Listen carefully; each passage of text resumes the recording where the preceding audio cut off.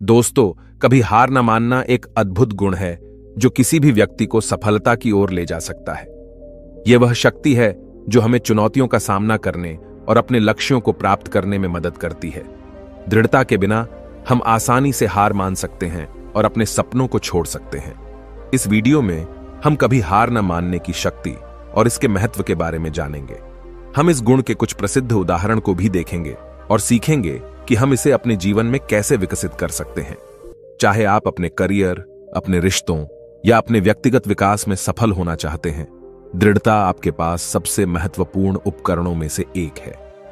यह वीडियो आपको वह प्रेरणा देगा जो आपको आगे बढ़ने और अपने लक्ष्यों को प्राप्त करने के लिए आवश्यक है। तो आइए इसे आज की बौद्ध कहानी के माध्यम से समझते हैं कि दृढ़ता क्या है और यह हमारे जीवन में कैसे परिवर्तन ला सकती है। एक बार एक बहुत ही दुखी व्यक्ति एक महात्मा के पास आकर कहता है, मैं अपने जीवन से बहुत दुखी हूं। मैं अपने बीवी बच्चों और अपने परिवार को भी खुश नहीं रख सकता। मैं अपने लिए भी कुछ नहीं कर पा रहा। कभी कभी तो मुझे अपनी जिंदगी को खत्म कर देने के भी ख्याल आते हैं।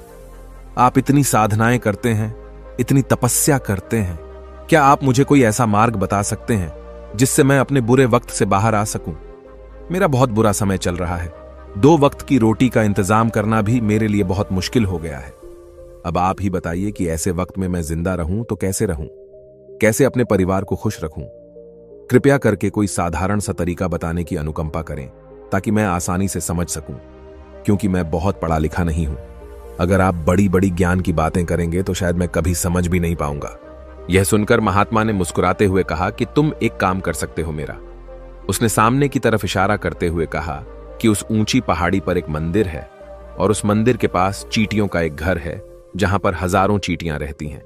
तुम्हें सुनने में बड़ा अजीब लगेगा, लेकिन वह चींटियां उस मंदिर की जमीन को खराब कर देती हैं। उस मिट्टी की उपजाऊ शक्ति वह खत्म कर देती है, जिसके कारण वहां पर कोई भी पेड़ या कोई भी घास पनप नहीं पाती है। तुम मेरा एक काम करो, उसके बाद मैं तुम्हें तुम्हारे सवालों के जवाब दूंगा। तुम 7 दिन तक रोज उस पहाड़ी पर जाओ और उस चींटियों के घर को तहस नहस कर दो, उसको तोड़ दो। जब भी तुम्हें कोई चींटियों का घर दिखे मंदिर के आसपास, तो उसे वहीं पर तहस नहस कर देना। लेकिन याद रहे, घर को तोड़ने में कोई भी चींटी मरने नहीं चाहिए। इस बात को समझने का प्रयास करते हुए वह युवक वहां से चला गया। शायद उसको कुछ समझ में नहीं आया था कि महात्मा जी ऐसा क्यों करवा रहे हैं। वह तो उन चींटियों पर अन्याय कर रहे हैं, उनका घर तोड़वा रहे हैं, उन्हें नुकसान पहुंचा रहे हैं। आखिर कौन महात्मा ऐसा करेगा? लेकिन फिर भी उस महात्मा की बात मानते हुए वह अगले दिन से ही पहाड़ी पर जाना शुरू कर देता है। जब वह पहले दिन पहाड़ी पर पहुंचता है तो देखता है कि बहुत सारी चींटियां अपना खाना जुटाने में लगी हुई हैं। सारी चींटियां कतार से चल रही थीं और अनाज के छोटे छोटे कण उठाकर अपने घर में जमा करती जा रही थी। यह देखकर पहले तो उस युवक का मन कमजोर पड़ गया। उसने सोचा कि ये इतनी मेहनत करके अपना घर भर रही हैं और मैं इनके घर को तबाह कर दूंगा तो इनको कितना बुरा लगेगा। लेकिन फिर उसने उस महात्मा की बात याद करते हुए उस घर को तोड़ना शुरू कर दिया। जल्द ही चींटियों में हाहाकार मच गया। वह इधर उधर दौड़ने लगी। अभी तक जो कतार में चल रही थी, अब वह बिखर गई और इधर उधर अपनी जान बचाने के लिए भागने लगी। थोड़ी देर में घर टूट गया और सारी चींटियां इधर उधर छुपने के लिए भाग चुकी थीं। यह करने के बाद वह युवक दुखी मन से वापस अपने घर पर लौट आया।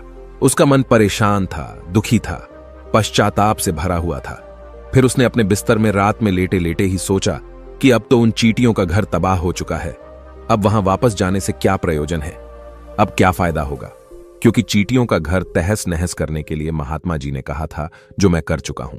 लेकिन फिर कुछ सोचकर अगले दिन उसने फिर से जाने का निश्चय किया और अगले दिन सुबह सुबह उठकर वह वापस उसी पहाड़ी पर पहुंच जाता है। पहाड़ी पर पहुंचकर वह उसी जगह पर पहुंचता है जहां पिछली सुबह उसने उस घर को तहस नहस कर दिया था। लेकिन वह यह देखकर चौंक जाता है कि उन चींटियों ने फिर से अपना घर उसी जगह पर बना लिया था और अब वह फिर से अपने घर के लिए सामान इकट्ठा करने में जुटी हुई थी। उस आदमी को देखकर लगा कि यह चींटियां कितनी मूर्ख हैं। इनको पता है कि कल ही इनका घर इसी जगह पर तबाह किया गया है और उसी जगह पर उन्होंने अपना नया घर भी बना लिया। और यह सोचकर वह आदमी हंसने को हुआ। लेकिन फिर से महात्मा की बात याद करते हुए उसने उन चींटियों का घर फिर से तबाह करना शुरू कर दिया। फिर से उन चींटियों में हलचल मच गई और थोड़ी देर में वह चींटियां इधर उधर अपनी जान बचाने के लिए भागने लगी। कुछ ही देर में उनका घर फिर से नष्ट हो गया और वह युवक थोड़ा संतोष के भाव से कि इस बार तो मैंने अच्छी तरह से उस घर को तबाह कर दिया है, अब तो वह चींटियां यहां पर अपना घर बना ही नहीं पाएंगी। इसीलिए जाने से पहले उसने उस घर पर ठंडा पानी भी डाल दिया ताकि चींटियां वहां पर अपना घर न बना सकें। और इस तरह अपना कर्म पूरा करके वह युवक फिर से अपने घर लौट आया। आज रात में सोते वक्त फिर से वह इंसान यही सोच रहा था कि क्या महात्मा यह सही काम करवा रहे हैं? क्या किसी का घर तबाह करना किसी सिद्ध पुरुष को शोभा देता है? क्या हो अगर वह महात्मा सिद्ध पुरुष हो ही ना? क्या होगा अगर वह मुझे बेवकूफ बना रहे हो? लेकिन फिर उसने निश्चय किया कि मैं अपने काम को पहले पूरा कर लेता हूं, उसके बाद ही पता चलेगा कि महात्मा मुझसे ऐसा क्यों करवा रहे थे। और यही सोचकर वह रात में सो जाता है। अगले दिन सुबह उठकर वह फिर से उसी पहाड़ी की ओर निकल जाता है। पहाड़ी पर पहुंचकर वह उसी जगह पर पहुंचता है जहां पर उसने उनके घर को तबाह कर दिया था, और वह यह देखकर खुश हो जाता है कि वहां पर कोई भी घर नहीं था। सारी चींटियां वहां से भाग चुकी थीं। अब उसने सोचा कि अब मेरा रोज रोज आने का क्या प्रयोजन, क्योंकि चींटियां तो अपना घर बदल चुकी हैं और महात्मा जी ने मुझे 7 दिन आने के लिए कहा था, लेकिन आज तो तीसरा ही दिन है। अब बाकी 4 दिन वापस आने का क्या प्रयोजन? और यही सोचकर उसने निश्चय किया कि यहां से वह सीधा उसी महात्मा के पास जाएगा और उनको यह सारी खबर बता देगा। जब वह वापस मुड़कर उस पहाड़ी से उस महात्मा की कुटिया की तरफ जाने लगा तो उसने देखा तो अचानक उसकी नजर एक और घरौंदे पर पड़ी जो कि चींटियों का ही बनाया हुआ था। मतलब कि वह घरौंदा चींटियों ने ही बनाया था और अब वह चींटियां नए घर में वास कर चुकी थीं। यह नया घर उनके पुराने घर से थोड़ी ही दूरी पर था, और जब उस युवक की नजर उस घरौंदे पर पड़ी तो उसने सोचा कि शायद महात्मा को पता था कि यह चींटियां अपना घर यहां से बदलकर किसी दूसरी जगह पर बना लेगी, इसीलिए उन्होंने मुझे 7 दिन आने के लिए कहा था। और यह विचार करके वह उसका नया घर भी तोड़ने के लिए पहुंच जाता है। जब वह वहां पहुंचा तो चींटियां उसी तरह अपने कार्य में लगी हुई थीं। वह अपने लिए खाना इकट्ठा कर रही थी और अपने घर में जमा करती जा रही थी।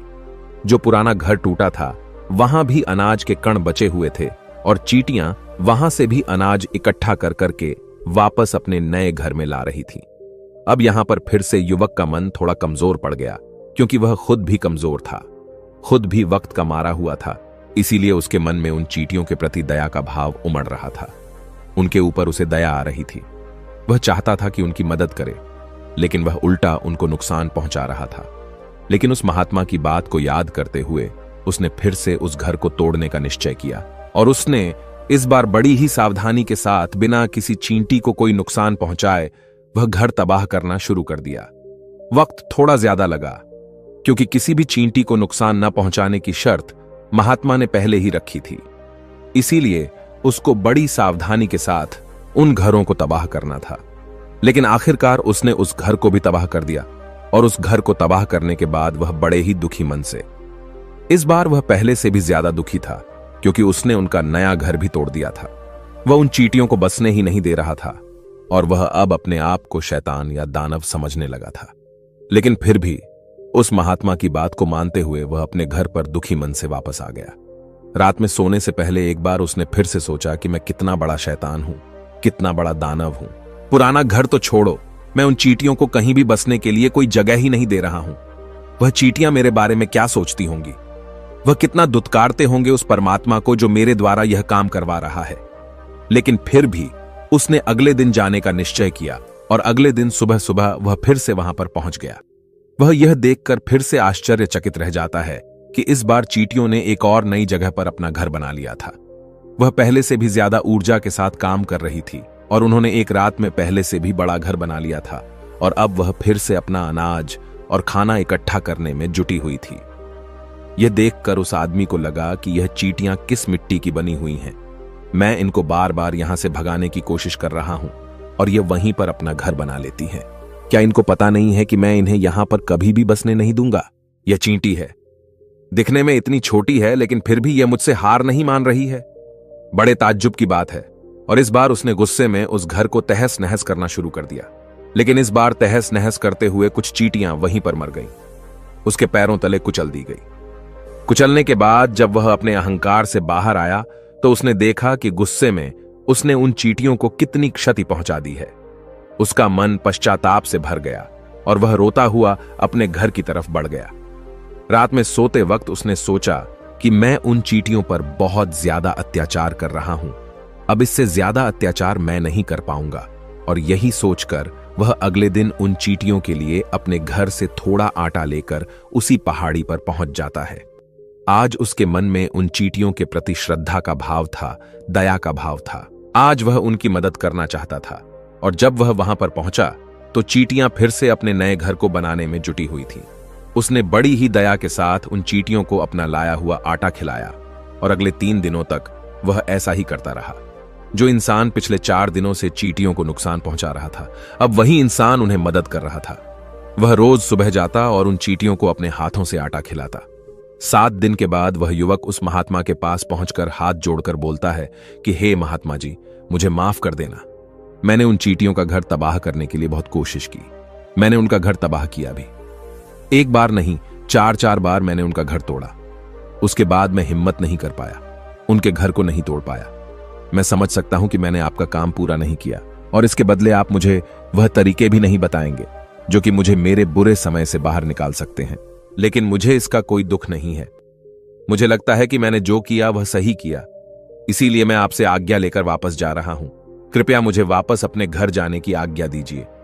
यह सुनकर उस महात्मा ने मुस्कुराते हुए कहा कि अरे बेटा, इतनी भी क्या जल्दी, रुको तो सही, जलपान तो कर लो, थोड़ी देर ठहर जाओ, उसके बाद चले जाना। और यह कहकर वह महात्मा उस युवक के लिए पानी लेकर आते हैं। पानी पिलाने के बाद महात्मा उस युवक से पूछते हैं कि तुम मुझे यह बताओ कि आखिर तुम उन चींटियों का घर तबाह क्यों नहीं कर सके।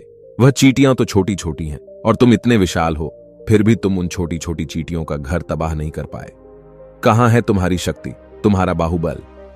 इसका जवाब देते हुए उस युवक ने कहा कि हे गुरुवर, मैंने उन चींटियों का घर तबाह कर दिया था, बार बार किया था। एक बार तो अपने गुस्से में उन चींटियों को भी मैंने हानि पहुंचा दी थी। लेकिन जिस दिन मैंने उनको हानि पहुंचाई, उसी दिन मेरे को लगा कि मैं उनको क्यों हानि पहुंचा रहा हूं, क्यों इनको इतनी तकलीफ दे रहा हूं। और उसी दिन से मैंने उनको नुकसान पहुंचाने की बजाय उनकी सहायता करनी शुरू कर दी। यह सुनकर उस महात्मा ने कहा कि यही तो सीखने की बात है। एक छोटी सी चींटी हमें जीवन का संदेश दे जाती है। मैंने तुम्हें उन चींटियों का घर तबाह करने के लिए नहीं भेजा था, मैंने तुम्हें भेजा था ताकि तुम उन चींटियों से कुछ सीख ले सकूं। तुम्हें क्या सीख मिली उन चींटियों से, क्या मुझे बता सकते हो? यह सुनकर उस युवक ने पूरी कहानी बयां कर दी। पूरी कहानी सुनने के बाद महात्मा ने मुस्कुराते हुए कहा कि बेटा, तुमने जो महसूस किया मैं वही तुम्हें दिखाना चाहता था। वो ये थी कि तुमने कितनी ही बार उनके घर को तोड़ने की कोशिश की, कितनी ही बार प्रयास किया कि उनका घर तबाह हो जाए, लेकिन वह हर बार अपना नया घर बना लेती थी। उन्होंने कभी भी हार नहीं मानी। अगर वह हार मान लेती तो चींटियां तुम्हें वहां पर नहीं मिलती। जब एक छोटी सी चींटी अपने विश्वास और मेहनत से इतने बड़े आदमी का दिल बदल सकती है, तो तुम तो इंसानों का मन बदल ही सकते हो। अपने जीवन में अपनी किस्मत न बदलने का कोई कारण तुम्हारे पास नहीं बचता। जीवन कार्यशीलता का नाम है, कर्मशीलता का नाम है। लेकिन हम मनुष्य 1-2 बार हार मिलने पर ही टूट जाते हैं, हताश हो जाते हैं और फिर जीवन में प्रयास ही नहीं करते। और कुछ लोग अपनी जिंदगी को खत्म करने पर उतारू हो जाते हैं। लेकिन जानवरों में तुमने एक बात देखी होगी कि वह अपना जीवन खुद से कभी खत्म कर ही नहीं सकते हैं।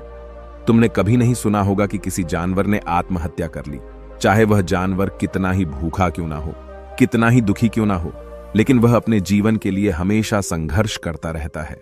लेकिन वहीं पर दूसरी तरफ हम मनुष्य 1-2 बार हताश होने पर ही अपना जीवन खत्म कर लेते हैं। जीवन तो कर्म करने का नाम है, इसीलिए मृत्यु से पहले कर्म करना कभी मत छोड़ना, क्योंकि मृत्यु के बाद तो तुम परम विश्राम में चले ही जाओगे। तो उससे पहले कर्म करना क्यों छोड़ रहे हो, क्यों हताश हो रहे हो? अगर तुम्हारा एक घर टूट गया है तो दूसरा घर बनाने का प्रयास करो, कोशिश करो, और कोशिश करने वालों की कभी हार नहीं होती। यह तुम उन चींटियों से देख चुके हो।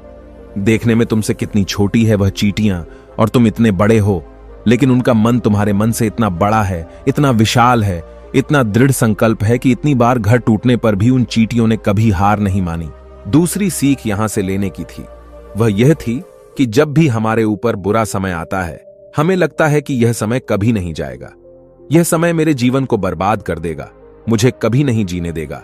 और अपने इन्हीं ख्यालों से, जिनका असलियत में कोई भी अस्तित्व नहीं है, वह सिर्फ विचार हैं, और वही विचार हमारे मन को दुखी कर देते हैं और इसीलिए हम प्रयास करना भी छोड़ देते हैं।